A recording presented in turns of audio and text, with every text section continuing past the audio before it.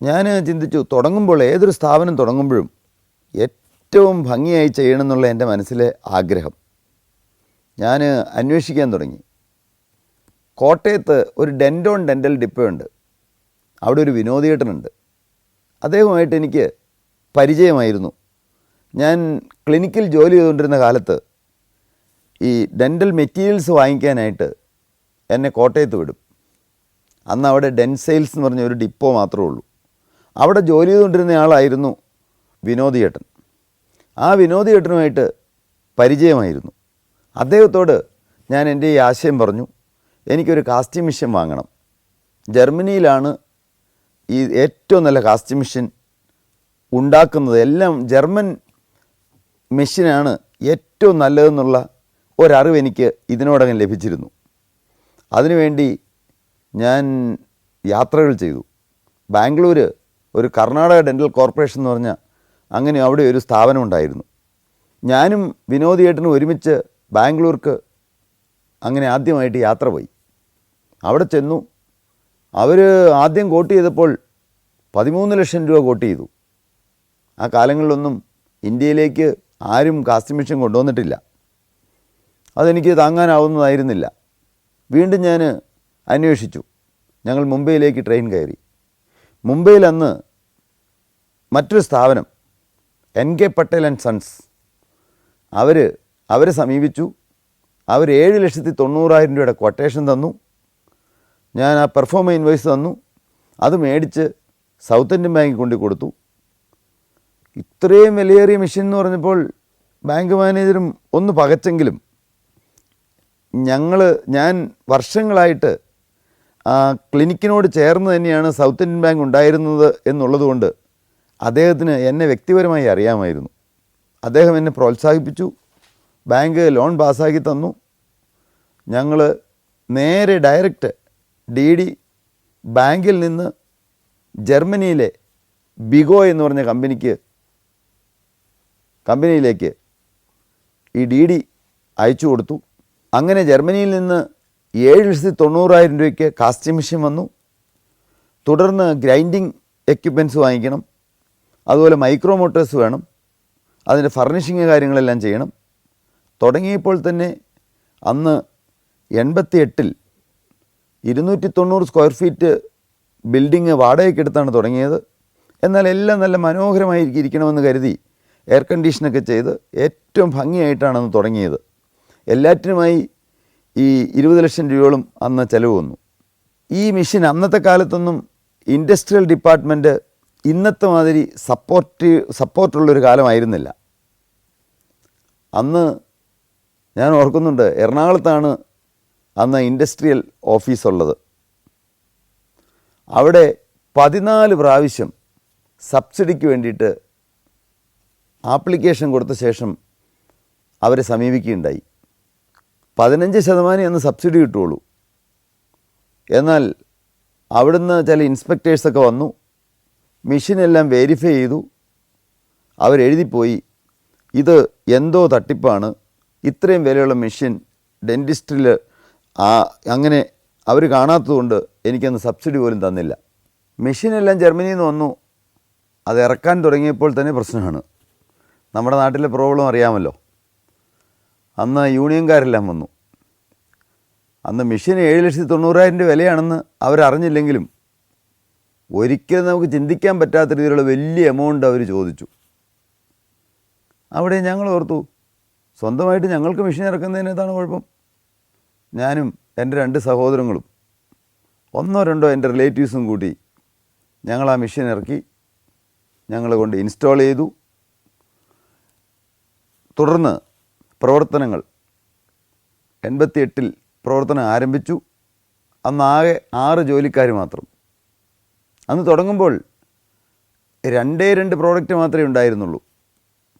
ഒന്ന് full metal വെച്ച്, nickel Chrome metal വെച്ച് ക്യാപ്പ് ചെയ്യുക, ക്രൗൺ എന്ന് പറയും. 2 അപ്പുറത്തെ ഇപ്പുറത്തെയും പല്ല് ഗ്രൈൻഡ് ചെയ്ത് ചെറുതാക്കിയിട്ട് നടുക്ക് ബ്രിഡ്ജിങ് ചെയ്യുക. ഇനി അതിൻ്റെ പുറമേ കാണുന്ന ഭാഗത്ത് ഫേഷ്യൽ സർഫസ് എന്ന് ഞങ്ങൾ പറയും. അവിടെ അക്രലിക് കൊണ്ട് കവറിങ് കൊടുക്കുക. അപ്പോൾ പല്ലിൻ്റെ അതേ നിറമായിരിക്കും. കൃത്യം നിറമൊന്നും പറയാൻ പറ്റില്ല, അന്ന് കേവലം 4-5 കളർ മാത്രമേ ഉള്ളൂ. അങ്ങനെ പ്രവർത്തനം തുടങ്ങി. അപ്പോഴുണ്ട് വലിയ വലിയ വെല്ലുവിളികൾ വന്നു.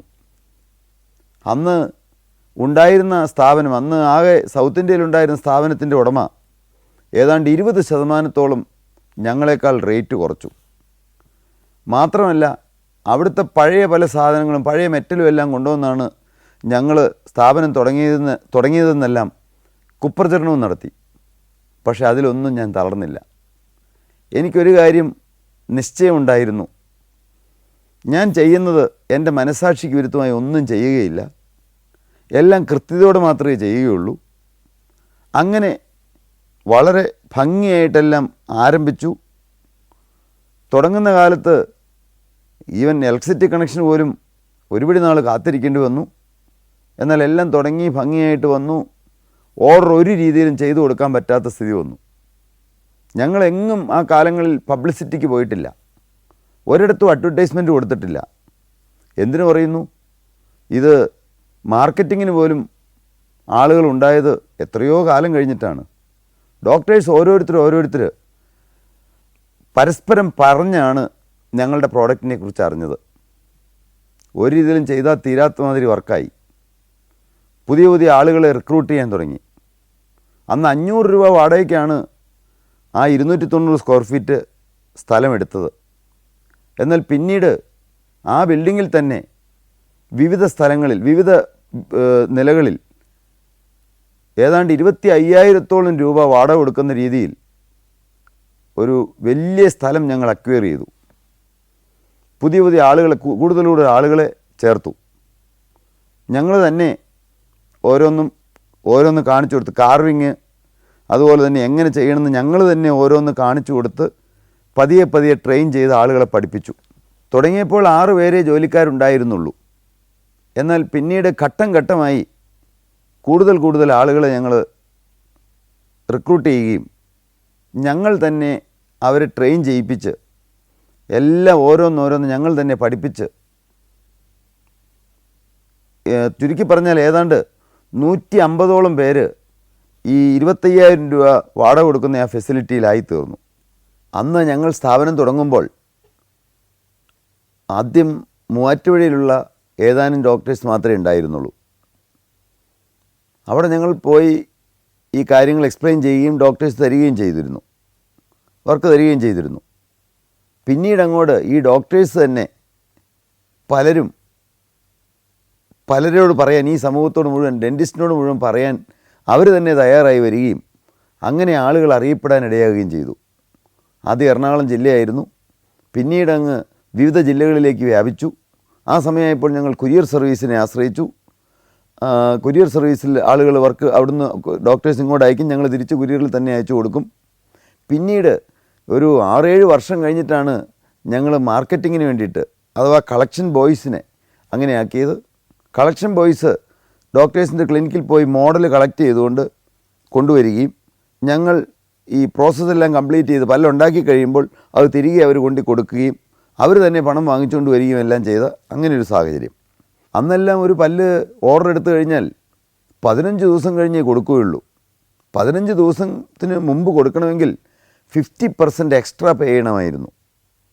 3 മാസം കഴിഞ്ഞ് ഒരു ഓർഡർ എടുത്തിട്ട് 3 മാസം കഴിഞ്ഞ് കൊടുത്തതായ ധാരാളം അവസരങ്ങളുണ്ട്. പിന്നീട് അങ്ങോട്ട് വന്നപ്പോൾ സ്റ്റാഫിനെ അന്ന് 6 സ്റ്റാഫ് വെച്ച് തുടങ്ങിയെങ്കിലും ഘട്ടം ഘട്ടമായിട്ട് സ്റ്റാഫുകൾ കൂടി. ഞങ്ങൾ വീണ്ടും പുതിയ സ്ഥലങ്ങളിലേക്ക് റെൻറ്റിന് തന്നെ അവിടെ ആ തുടങ്ങിയ സ്ഥലത്ത് തന്നെ പിന്നെയും കൂടുതൽ സ്ഥലങ്ങളെടുത്തു. സ്വന്തമായി സ്ഥലം മേടിച്ചു. 97-ൽ ആ സ്ഥലത്തിൻ്റെ പണി ആരംഭിച്ചു. അതെല്ലാം അവിടെ പണികളെല്ലാം അവിടെ പുതിയ ലാബ്, അവിടെ പുതിയ മാനുഫാക്ചറിങ് യൂണിറ്റ് അവിടെ ഉണ്ടാക്കി. അപ്പോഴത്തേക്ക് ഏതാണ്ടൊരു 200-ൽ കൂടുതൽ ജോലിക്കാരായി. തുടർന്ന് വിവിധ ഈ ആളുകൾക്ക്, ഈ ഡോക്ടേഴ്സിനും ഈ കാര്യങ്ങളെക്കുറിച്ച് വേണ്ട രീതിയിലുള്ള അവബോധം കൊടുക്കാനായി ഏതെല്ലാം പ്രോഡക്ട്സ്, പുതിയ പ്രോഡക്ട്സുകൾ ലോകത്തിൽ വരുന്നുണ്ട്, അവിടെ ഏതെല്ലാം സ്ഥലങ്ങളിൽ ഏതെല്ലാം രാജ്യങ്ങളിൽ ഏതെല്ലാം പുതിയ പ്രോഡക്റ്റുകൾ വരുന്നുണ്ട്, അതിന് ഞാൻ ധാരാളം യാത്ര ചെയ്തു. തുടർന്ന് ഞങ്ങളുടെ ഓരോ പ്രോഡക്ട്സും ഇന്ത്യൻ ഡെൻ്റൽ അസോസിയേഷൻ്റെ കോൺഫറൻസുകളിൽ അവിടെ എല്ലാം ഡെമോൺസ്ട്രേറ്റ് ചെയ്യാനിടയായി. ഇങ്ങനെ അനേകരറിഞ്ഞു. ഞങ്ങൾക്ക് ഒരിക്കലും തീർക്കാൻ പാടില്ലാത്ത മാതിരി ഓർഡേഴ്സായി. പുതിയ പുതിയ ആളുകളെ എടുത്ത് കൂട്ടിച്ചേർത്തു. ഈ ഡെൻറ്റിസ്ട്രിയിൽ ഉള്ളൊരു ന്യൂനതയാണ് ഗവൺമെൻറ് സെക്ടറിൽ ഡെൻ്റൽ ടെക്നീഷ്യൻ കോഴ്സ് വളരെ ചുരുക്കം ചില സീറ്റുകൾ മാത്രമേ ഉള്ളൂ ഇന്ത്യയിൽ ആകമാനം നോക്കിയാലും. തുടർന്ന് ഞങ്ങൾ DIDT dent care institute of dental technology അങ്ങനെ ടെക്നീഷ്യൻസിന് 1.5 വർഷം ട്രെയിൻ ചെയ്യിക്കാനായിട്ട് ഒരു ട്രെയിനിങ് സെൻറ്റർ തുടങ്ങി. അവിടെ ധാരാളം ടെക്നീഷ്യൻസിനെ അവിടെ തന്നെ പഠിപ്പിച്ച് ഞങ്ങൾക്ക് ജോലിക്കായിട്ട് ധാരാളം ആളുകൾ വന്നു. ഇങ്ങനെ ഇന്നത്തെ രീതിയിൽ പറഞ്ഞാൽ 4200ഓളം ജോലിക്കാരുണ്ട് ആകമാനമായിട്ട്. Albania, Maldives, Georgia, Ethiopia. സഞ്ചാരം വോളിയം നമ്പർ 11. ഫുൾ HDയിലുള്ള ഈ അപൂർവ ദൃശ്യയാത്രാ വിവരണ ശേഖരം സ്വന്തമാക്കാൻ 9995444222 എന്ന നമ്പറിലേക്ക് സഞ്ചാരം എന്ന് SMS ചെയ്യൂ. 91-ൽ ഞാൻ സെറാമിക് ടെക്നോളജി തുടങ്ങാനായി ലിച്ചൻസ്റ്റൈൻ എന്ന് പറഞ്ഞ രാജ്യത്ത് ചെന്നു. അതെൻ്റെ ആദ്യത്തെ വിദേശയാത്രയായിരുന്നു. അവിടെ ചെന്നപ്പോഴാണ് എനിക്ക് ഒന്നുകൂടി എൻ്റെ കണ്ണ് തുറന്നു കിട്ടിയത്. ഞാൻ ഈ ഡെൻറ്റിസ്ട്രിയിൽ ഇത്രമാത്രം അവസരങ്ങളുണ്ടെന്നും അവർ ചെയ്യുന്നതെല്ലാം ഓരോ ചെറിയ കാര്യത്തിനും അവർ പരമാവധി ആ പെർഫെക്ഷൻ ആഗ്രഹിക്കുന്നുവെന്നും ഇന്ന് ഞാൻ ഓർക്കുന്നുണ്ട്. ഞങ്ങളെ പഠിപ്പിച്ച ആ ട്രെയിനറുടെ പേര് സൈബർ ഹിൽബെ എന്നായിരുന്നു. എത്ര വ്യക്തമായിട്ടാണ് അവരെല്ലാം കാര്യങ്ങൾ പറഞ്ഞു തരുന്നത്, എത്ര ഡീറ്റെയിൽഡായിട്ടാണ് അവർ പഠിപ്പിക്കുന്നത്, എത്രമാത്രം ശ്രദ്ധ കേന്ദ്രീകരിച്ചാണ് അവർ ഓരോ കാര്യങ്ങളും ചെയ്യുന്നത്. അതെല്ലാം എൻ്റെ കണ്ണ് തുറക്കുന്ന പുതിയ അനുഭവമായിരുന്നു. ഞാൻ അവിടെ പോയപ്പോൾ കണ്ട മറ്റൊരു കാര്യം, അവിടെ ബസ്സുകളിലെല്ലാം ഡ്രൈവർ മാത്രമേ ഉള്ളൂ, കണ്ടക്ടറില്ല. ഡ്രൈവർ കയ്യിൽ തന്നെ പണം കൊടുക്കുന്നു, ടിക്കറ്റ് ഡ്രൈവർ തന്നെ കൊടുക്കുന്നു.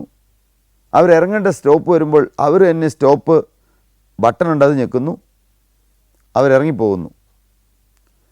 ഏതെങ്കിലും കാരണവശാൽ ഒരു ടിക്കറ്റ് താഴെ ചാടിപ്പോയാൽ അവർ തന്നെ അത് പെറുക്കിയെടുക്കുന്നു.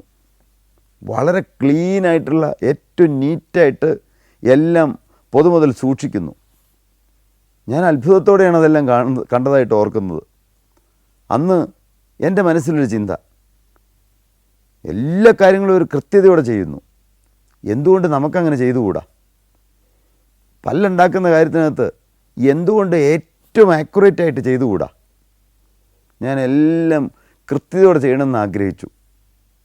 ഇവിടെ വന്നു അതെല്ലാം ഘട്ടം ഘട്ടമായി അങ്ങനെ തന്നെ എല്ലാം ഇംപ്ലിമെൻ്റ് ചെയ്യാനിടയായി. പതിയെ പതിയെ വളരാൻ തുടങ്ങി. പിന്നീടങ്ങോട്ട് അനേകം വിദേശയാത്രകൾ നടത്തി.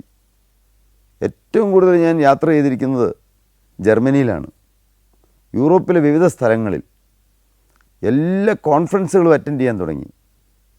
അപ്പോൾ പുതിയ പുതിയ മെഷീനറികളെല്ലാം ഏറ്റവും സൊഫിസ്റ്റിക്കേറ്റഡ് ആയിട്ടുള്ള അത്യാധുനിക സജ്ജീകരണങ്ങളുള്ള എല്ലാ മെഷീനുകൾ ഓരോന്നോരോന്ന് കാണാൻ തുടങ്ങി.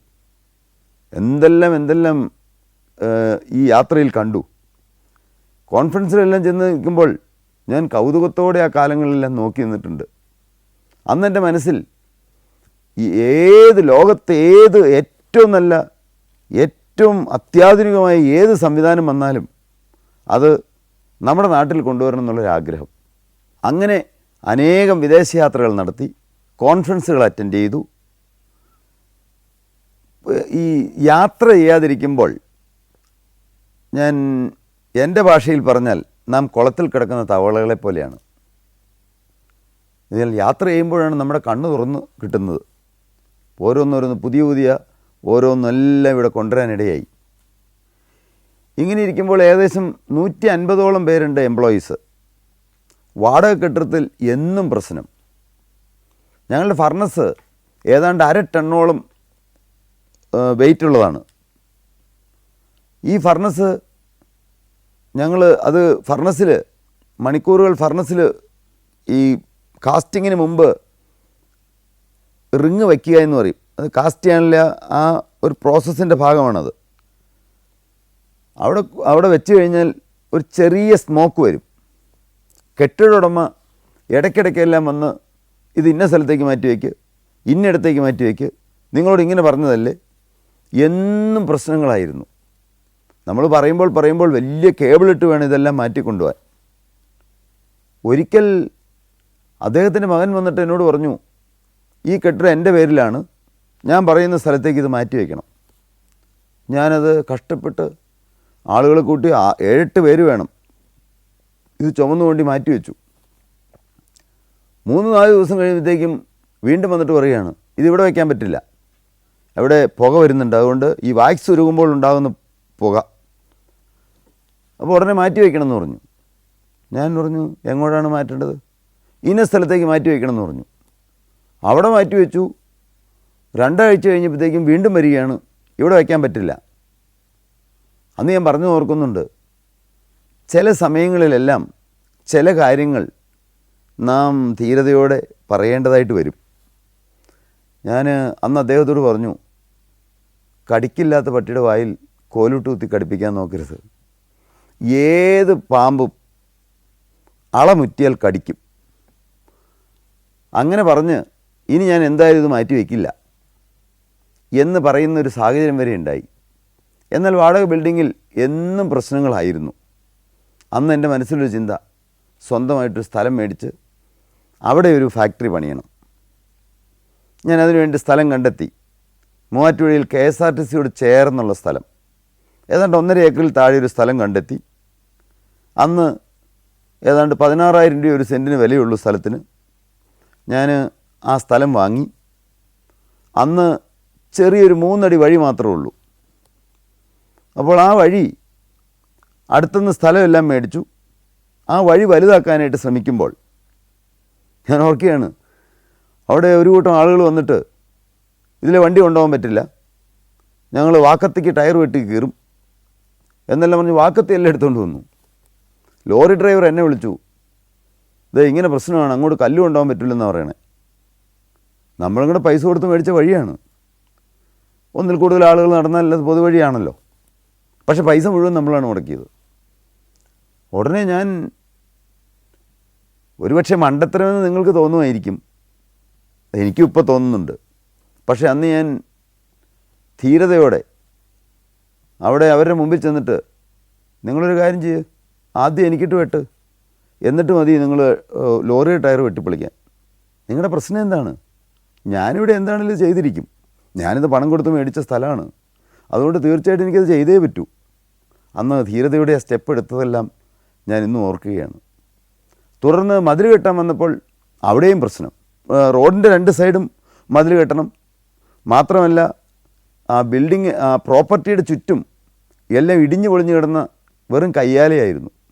അതെല്ലാം ഭംഗിയായി കല്ലുകളിറക്കി ഭംഗിയായിട്ട് എല്ലാം കെട്ടാനായിട്ട് പ്ലാൻ ചെയ്തപ്പോഴാണ് വീണ്ടും പ്രശ്നം. അവിടെ കെട്ടാൻ വന്നപ്പോൾ അതിർത്തി അതല്ല, ഇത് ഇന്നടത്തേക്ക് മാറ്റി വയ്ക്കണം. ഒരു കാര്യം ഞാൻ പറയട്ടെ, ഒരു പുതിയ സംരംഭം എവിടെ തുടങ്ങാൻ ചെന്നാലും അന്ന് പ്രതിസന്ധികളുണ്ടാകും, പ്രശ്നങ്ങളുണ്ടാകും. വ്യവസായികളായ, വ്യാപാരികളായ, പുതിയ സംരംഭം തുടങ്ങാൻ ആഗ്രഹിക്കുന്നവരായ പ്രിയപ്പെട്ടവരോട് ഞാൻ പറയട്ടെ, ഒരു പ്രശ്നവും ഉണ്ടാകാതെ നിങ്ങൾക്ക് സ്വസ്ഥമായി ജീവിക്കാനാണെങ്കിൽ നിങ്ങൾ ജോലിക്കാരനായിട്ട് തുടരുന്നതായിരിക്കും നല്ലത്. ഒരു ബിസിനസ് തുടങ്ങുക എന്ന് പറഞ്ഞു കഴിഞ്ഞാൽ അതിനകത്ത് റിസ്ക് ഉണ്ട്. റിസ്ക് ഇല്ലാത്ത ഒരു ബിസിനസ്സും ഇല്ല. അങ്ങനെ ആ റിസ്കിനെ നമ്മൾ സമചിത്തതയോടെ നേരിടാനുള്ള മനസ്സ് നമുക്കുണ്ടെങ്കിൽ ഏത് കാര്യത്തിനകത്തും നമുക്ക് ജയിച്ച് മുന്നേറി പോകാൻ കഴിയും. ഞാൻ ആ കാര്യങ്ങളെല്ലാം ചില സമയത്തെല്ലാം ചില സ്റ്റെപ്പുകളെല്ലാം വളരെ ദ്രുതഗതിയിൽ എടുക്കേണ്ടതായിട്ട് വരും. അന്ന് ഞാൻ ഓർക്കുന്നുണ്ട്, 10-15 കല്ലാശാരിമാരെ കൊണ്ടുവന്ന് ഒരു ഞായറാഴ്ച പണി അങ്ങ് തുടങ്ങി. ഏതാണ്ട് 100ഓളം എൻ്റെ റിലേറ്റീവ്സും എനിക്ക് വേണ്ടപ്പെട്ട ആളുകളും എൻ്റെ ബന്ധുമിത്രാദികളും എല്ലാം ഒരുമിച്ച് വന്ന് രാത്രി മുഴുവനും നിന്ന് ജനറേറ്റർ അടിച്ച് അത് തീരുന്നവരെ കെട്ടിത്തുടങ്ങിയിട്ട് അത് മുഴുവൻ തീരുന്നോളം വരെ ഏതാണ്ട് ഒരാഴ്ചക്കാലത്തോളം പണി നിർത്താതെ രാവും പകലും പണിത് അത് കംപ്ലീറ്റ് കെട്ടി തീർന്നതിന് ശേഷമാണ് ഞങ്ങൾ വിശ്രമിച്ചത്. ഏത് കാര്യത്തിനും നമ്മളൊരു സംരംഭം തുടങ്ങാൻ വരുമ്പോൾ എതിർപ്പുമായിട്ട് ആളുകൾ വരിക, അത് സ്വാഭാവികമാണ്. അത് കേരളത്തിൽ നിന്നല്ല, എവിടെ ചെന്നാലും, ഇന്ത്യയിൽ എവിടെ ചെന്നാലും അങ്ങനെ തന്നെയാണെന്നാണ് എൻ്റെ അഭിപ്രായം. സ്ഥലം മേടിച്ചു, മതിൽ കെട്ടി, പക്ഷേ അതുകൊണ്ട് കാര്യമായില്ലല്ലോ. കെട്ടിടം പണിയണ്ടേ? കെട്ടിടം പണിയാൻ പ്ലാനെല്ലാം തയ്യാറാക്കി. അപ്പോൾ വീണ്ടും പ്രശ്നം. അവിടെ പ്ലാൻ അംഗീകരിച്ച് കിട്ടാൻ വേണ്ടി ഏതാണ്ട് ഒരു 6-7 മാസം സമയം എടുത്തു. ആ കാലങ്ങളിലെല്ലാം ഇങ്ങനെ മുനിസിപ്പാലിറ്റിയിലും അതുപോലെ എറണാകുളത്ത് റീജിയണൽ ടൗൺ പ്ലാനർ എടുത്തും അവിടെ എല്ലാം കയറി ഇറങ്ങി നടന്ന് കുറേ കാലങ്ങൾ 6-7 മാസം സമയമെടുത്തു പെർമിഷൻ കിട്ടാനായിട്ട്. പെർമിഷൻ കിട്ടി പണിയാനായിട്ട് ആരംഭിച്ചപ്പോൾ വീണ്ടും പ്രശ്നം. ഞങ്ങൾ പണി തുടങ്ങുന്നതിന് മുമ്പ് തന്നെ ഒന്ന് പ്ലാൻ ചെയ്തു, മാർബിളൊക്കെ ഇട്ട് നല്ല മനോഹരമായിട്ട് പണിയണം. ചിലപ്പോൾ നിങ്ങൾക്ക് കേൾക്കുമ്പോൾ ഒരു രസകരമായ കഥ പോലെ തോന്നും. ഞാനും എൻ്റെ ചേട്ടനും കൂടെ മാർബിൾ എടുക്കാൻ വേണ്ടി അങ്ങ് രാജസ്ഥാനിൽ പോയി. ഫ്ലൈറ്റിന് ടിക്കറ്റ് എടുത്ത് പോയത് തന്നെ നല്ല പൈസയ്ക്കാണ്. അവിടെ ചെന്നു, ഇവിടുന്ന് ഒരു ഏജൻറ്റിനെയും കൂട്ടിയാണ് പോയിരിക്കുന്നത്. അവിടെ ചെന്ന് ഞങ്ങൾക്ക് രണ്ടുപേർക്കും ഹിന്ദി അറിയില്ല. അവർ അങ്ങോട്ടും ഇങ്ങോട്ടുമൊക്കെ പറഞ്ഞു, ഇവിടെ 100 രൂപയ്ക്ക് കിട്ടേണ്ടത് ഉള്ളത് പറഞ്ഞാൽ 150 രൂപ കൂടുതൽ ചിലവായി ഇവിടെ കൊണ്ടുവന്നപ്പോൾ. എല്ലായിടത്തും പ്രശ്നം, ചെക്ക് പോസ്റ്റിൽ പ്രശ്നം. ഏതാണ്ട് 10-15 ലോഡ് വൈറ്റ് മാർബിൾസ് അന്ന് അവിടുന്ന് എടുത്തുകൊണ്ട് വന്നു. ഇവിടെ വന്നപ്പോൾ ഇവിടെ വീണ്ടും പ്രശ്നം. ഇവിടെ ലോഡ് ഇറക്കാൻ നേരത്ത് യൂണിയൻകാരെല്ലാവരും കൂടെ വന്നു.